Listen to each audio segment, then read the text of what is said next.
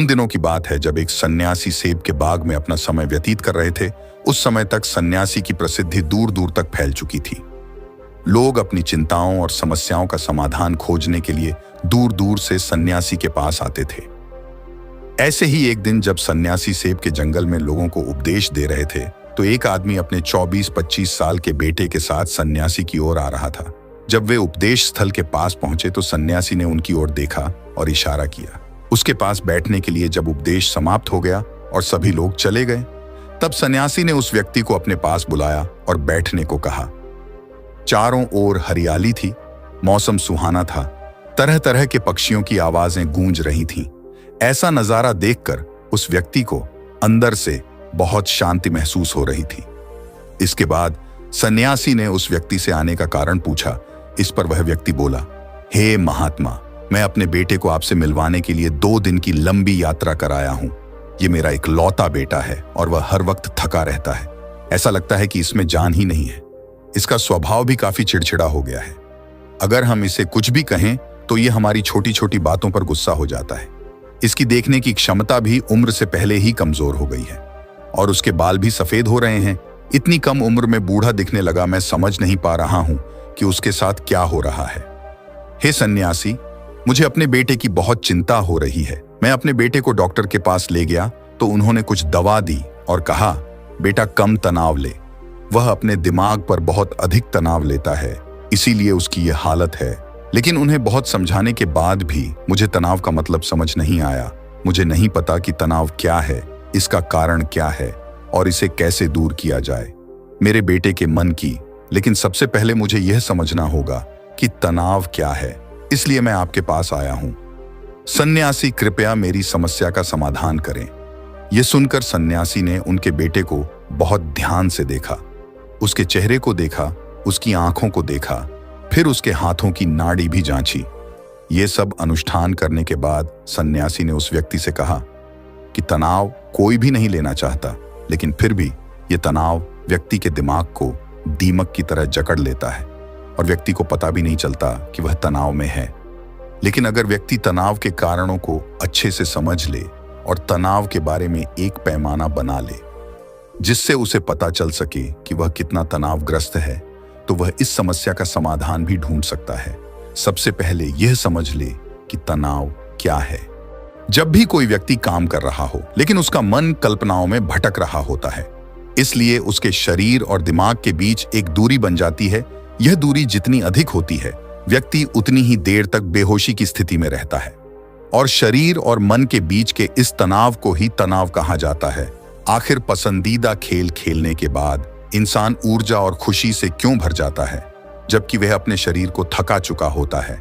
लेकिन समझने वाली बात यह है कि खेलते समय दिमाग और शरीर पूरी तरह से एक साथ खेल में केंद्रित होते हैं, जिससे शरीर और मन के बीच दूरी नहीं रहती और तनाव नहीं आता, और मन में कोई तनाव हो तो दूर हो जाता है।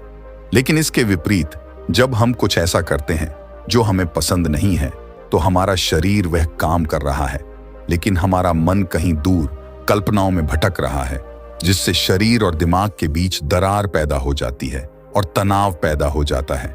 इसलिए ऐसा करना चाहिए, एक समय में केवल एक ही काम करना चाहिए और अपने शरीर और दिमाग की सारी शक्ति उसी एक काम में लगानी चाहिए ताकि व्यक्ति के अंदर तनाव पैदा न हो। सबसे प्रमुख कारणों में से पहला है अति महत्वाकांक्षी होना। महत्वाकांक्षी होना अच्छी बात है, लेकिन क्या आपने कभी गौर किया है कि उस आदमी का एक लक्ष्य कभी पूरा नहीं होता? उसका एक लक्ष्य पूरा नहीं होता कि वह दूसरे की ओर भागने लगता है। अगर दूसरा पूरा हो जाता है तो फिर तीसरे को, और इस प्रकार वह गोल गोल घूमता रहता है अपने जीवन में अपने लक्ष्य को प्राप्त करने के लिए। इसीलिए जो व्यक्ति अधिक महत्वाकांक्षी होता है, जो बड़े लक्ष्य निर्धारित करता है, वह कभी भी वर्तमान में नहीं रह सकता। उसका दिमाग हमेशा भविष्य की योजना बनाने में व्यस्त रहता है। उसका शरीर वर्तमान में रहता है लेकिन उसका दिमाग भविष्य में रहता है, जिससे इंसान के शरीर के बीच दूरियां पैदा हो जाती हैं और वह तनावपूर्ण जीवन जीने लगता है। सन्यासी के मुख से यह बात सुनकर लड़के ने सन्यासी से कहा कि इसका मतलब है कि हमें लक्ष्य नहीं बनाना चाहिए, क्योंकि लक्ष्य निर्धारित करना भी महत्वाकांक्षा है। इसी बहाने सन्यासी ने कहा कि जीवन में लक्ष्य रखना कोई गलत बात नहीं है, लेकिन समस्या तब उत्पन्न होती है जब हम अपना सारा ध्यान उस लक्ष्य को प्राप्त करने के परिणाम पर केंद्रित कर देते हैं। व्यक्ति को वर्तमान में जीना चाहिए, एक लक्ष्य निर्धारित करें और उस लक्ष्य को प्राप्त करने के लिए कड़ी मेहनत करते रहें।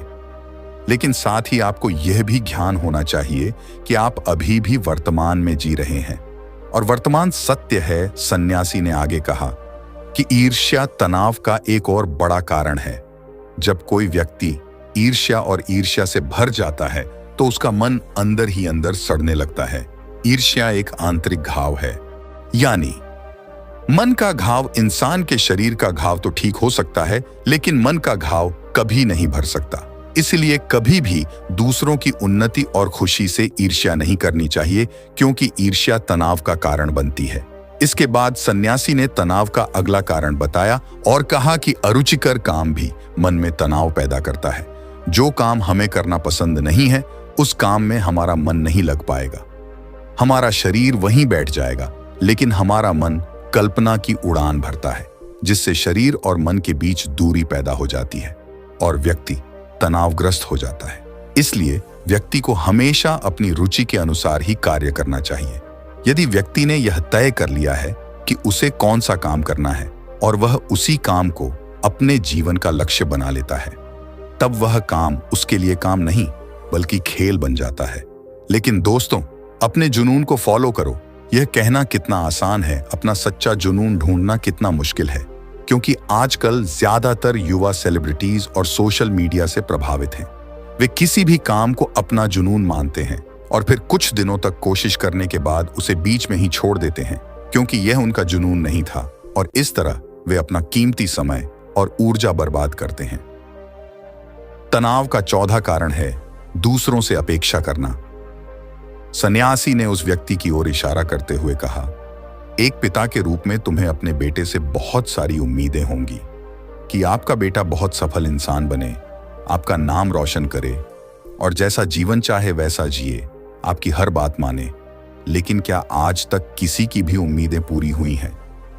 जब भी कोई व्यक्ति दूसरे से कुछ अपेक्षा करने लगता है तो वह अनजाने में तनाव पैदा करना शुरू कर देता है। खुद के लिए जरा सोचिए, अगर आपका बेटा आपके मुताबिक काम नहीं कर रहा है और वह वैसा नहीं बन रहा है जैसा आप उसे बनाना चाहते हैं, तो निश्चित तौर पर तनाव आपके दिमाग पर हावी हो जाएगा। आप तनावपूर्ण जीवन जीने लगेंगे और इस तनाव में आप इस तरह व्यवहार और बातचीत करेंगे कि आपके अपने बेटे के साथ संबंध बद से बदतर होते चले जाएंगे। इसलिए व्यक्ति को दूसरों से अपनी क्षमता से कम उम्मीदें रखनी चाहिए, और अगर आप पूरी तरह से तनाव मुक्त रहना चाहते हैं तो दूसरों से उम्मीद करना बंद कर दें। इसके बाद सन्यासी ने कहा कि शारीरिक कष्ट भी मनुष्य के तनाव का एक कारण है। जब कोई व्यक्ति किसी शारीरिक दर्द से गुजर रहा होता है तो उसका पूरा ध्यान उस दर्द पर होता है और वह सारा दिन अपने दर्द के बारे में ही सोचता रहता है, जिससे उसका मन दुखद विचारों से भर जाता है और ऐसे में व्यक्ति तनावग्रस्त रहने लगता है। ये सब सुनकर वह व्यक्ति बोला कि हे सन्यासी, शारीरिक कष्ट किसी भी व्यक्ति को हो सकता है, तो क्या वह व्यक्ति जीवन भर तनाव में रहेगा? इसका उत्तर देते हुए सन्यासी ने कहा कि मनुष्य को यह समझना चाहिए कि हमारा जीवन दुख का आधार है। जैसे जैसे इस आदत का शिकार हो जाता है और फिर काम को टालता रहता है, और फिर जब काम की समय सीमा नजदीक आ जाती है तो वह उस काम को पूरा करने की कोशिश करता है। इसलिए तनाव मुक्त रहने के लिए व्यक्ति को काम को टालने की आदत को छोड़ना होगा, और यह तभी संभव है जब लोग काम को समय से पहले पूरा करने का प्रयास करेंगे। तनाव का आखिरी और सबसे बड़ा कारण है ज्यादा सोचना। लगातार सोचना भी एक बीमारी है, और यह उन लोगों में सबसे ज्यादा पाई जाती है जो कल्पनाएं करते हैं, जो अतीत की घटनाओं के बारे में सोचते रहते हैं और जो भविष्य के बारे में बेतहाशा अटकलें लगाते हैं। इसलिए व्यक्ति को ज्यादा सोचने की आदत पर लगाना चाहिए। उसे जितना हो सके खुद को काम में व्यस्त रखने की कोशिश करनी चाहिए और प्रतिदिन ध्यान के अभ्यास को अपने जीवन का हिस्सा बनाएं। सन्यासी के मुख से ये सभी बातें सुनकर वह व्यक्ति हाथ जोड़कर बोला, हे सन्यासी, मेरा बेटा अभी सिर्फ 20 साल का है और उसे इतनी समझ भी नहीं है, कि वह सभी बातों का पालन कर सके। कृपया तनाव दूर करने का कोई आसान तरीका बताएं ताकि मेरा बेटा भी उसे अपना सके और तनाव मुक्त रह सके। उस व्यक्ति की यह विनती सुनकर सन्यासी ने कुछ सोचते हुए उत्तर दिया, यदि आप इतनी सारी बातों का पालन नहीं कर सकते तो इसके का कोई आसान तरीका बताएं। आप एक समय में एक ही काम करने पर ध्यान केंद्रित करते हैं। आप उस समय जो कर रहे हैं बस उसी पर ध्यान केंद्रित करें, और यदि आपका मन भटकता है तो जैसे ही आपको याद आए अपना ध्यान उस काम पर लौटा दें। तनाव मुक्त रहने का यह सबसे आसान और अच्छा तरीका है। जब आप खाएं तो केवल खाएं, उसके स्वाद का आनंद लें, उसे महसूस करें। जब आप चलें तो अपना ध्यान केवल चलने पर केंद्रित करें। इससे आपका दिमाग और शरीर दोनों एक ही जगह पर केंद्रित रहेंगे। दोनों के बीच कोई दूरी नहीं रहेगी, जो तनाव का मुख्य कारण है। दोस्तों, आज की युवा पीढ़ी एक ही समय में 2 या 3 काम करने की आदी हो गई है, जैसे फोन पर बात करते हुए गाड़ी चलाना, खाना खाते समय टीवी देखना या फोन का इस्तेमाल करना। और फिर उनकी शिकायत रहती है कि मैं तनाव में रहता हूं, मेरा मन बेचैन रहता है, मैं चिड़चिड़ा हो गया हूं। जब कोई व्यक्ति एक समय में 3 काम करता है तो यह स्वाभाविक है तनाव उत्पन्न होना, क्योंकि दिमाग एक समय में एक ही काम पूरे ध्यान से कर सकता है। कभी भी एक ही समय में 2 चीजों पर पूरा ध्यान केंद्रित नहीं कर पाता।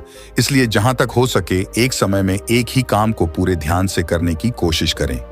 दोस्तों, मुझे उम्मीद है कि आपको इस वीडियो से बहुत कुछ सीखने को मिला होगा। तो मित्रों, कैसी लगी ये कहानी कमेंट करके बताएं। साथ में चैनल को भी सब्सक्राइब करें, लाइक करें तथा अपने मित्रों के साथ शेयर भी करें। धन्यवाद।